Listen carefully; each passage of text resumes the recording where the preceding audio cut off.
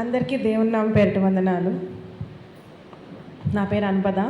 నేను అరవింద్ అన్న వాళ్ళ పెద్దమ్మాయిని. మేము పొదలొచ్చి 11-12 ఏళ్ళు అవుతున్నట్టుంది. అప్పటి నుంచి మాకు సుజాత ఆంటీ తెలుసు. మాకంటే ముందు నుంచే మా నాన్నమ్మ వాళ్ళతో ఉంటున్నారు. చాలా మంచి మనిషి. ఎప్పుడు హ్యాపీగా ఉంటారా సుజాత ఆంటీ. ఎప్పుడు నవ్వుద్ది. అందరినీ చూసి దారెమ్మట నడుస్తూ అందరినీ పలకరించుకుంటూ తిరుగుతుంది. మా నాన్నమ్మకి చాలా ఇష్టం. మా నాన్నమ్మ కంటే వయసులో చాలా చిన్నది అనుకుంటాను. ఇప్పుడైతే మీటింగులు అవన్నీ మందిరంలో జరుగుతున్నాయి. అప్పుడైతే ఇంట్లోనే మా నాన్నమ్మ ఇంట్లోనే జరిగేవి, స్త్రీల మీటింగ్ కానీ బైబిల్ స్టడీ కానీ. సుజాత ఆంటీ ప్రతి మీటింగ్లో వచ్చి పాటలు ఉన్నంతసేపు బాగానే ఉండేది. వాక్యం చెప్పడం మొదలు పెట్టగానే నిద్రపోయేది. మా నాన్నమ్మ అయితే అమ్మాయి సుజాత ఒకసారన్నా లెగువమ్మాయి అని పిలుస్తూ ఉండేది, లేపుతా ఉండేదన్నమాట. ఇప్పుడు మా డాడీ కూడా అంతే, చక్కగా కుర్చీలో కూర్చుంటారు లాస్ట్లో.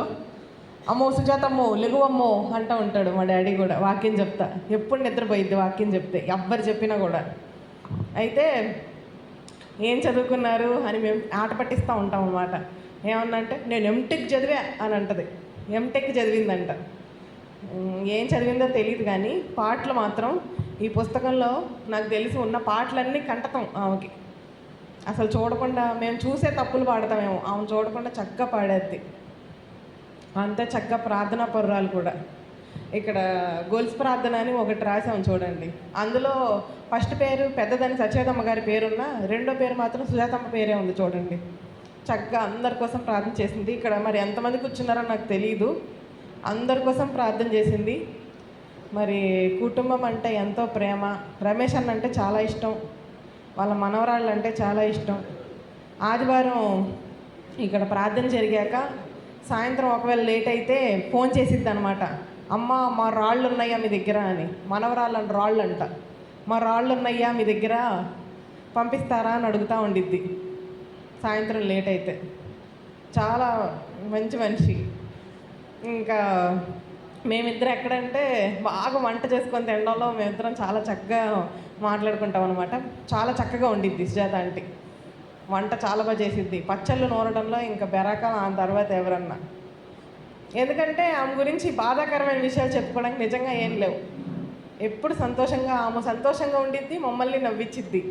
ఏమన్నా అంటే సుజాత ఆంటీ ఏందంటే మాంసం తింటావు అది ఇది అంటే, కుక్కనన్నా వండి పెట్టమ్మాయి తింటాను నేను అని అంటది.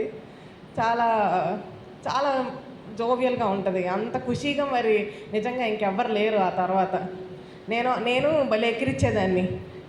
బాగా తిను సుజాత ఆంటీ, నువ్వు సచివేదమ్మ సుబ్బాయమ్మ ఇంకా బతుకుతారు, నాకు పెళ్ళయ్యి పిల్లలు పుట్టాక వాళ్ళకి స్నానాలు మీరే చేయిస్తారు అని భలే ఎక్కిరిచ్చేదాన్ని. వెళ్ళిపోవడం అసలు బాగాలేదు. మా మందిరంలో కొంచెం నవ్వు తగ్గినట్టు అనిపించింది నాకు. కానీ ఈరోజు వాళ్ళ కుటుంబంలో ఇంతమంది మందిరంలో కూర్చున్నారంటే నిజంగా మరి ఆమె వల్లే.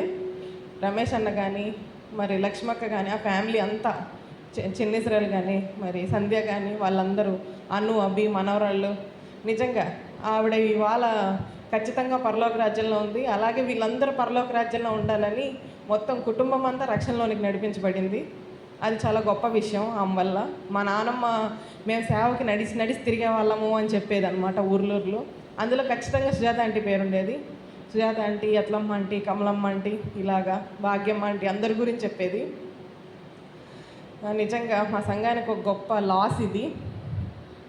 మా కుటుంబం ఆదరణ కొరకు మనందరం ప్రార్థన చేద్దాం. ఈ చిన్న సాక్ష్యాన్ని దేవుడు దీవించుకుందాం.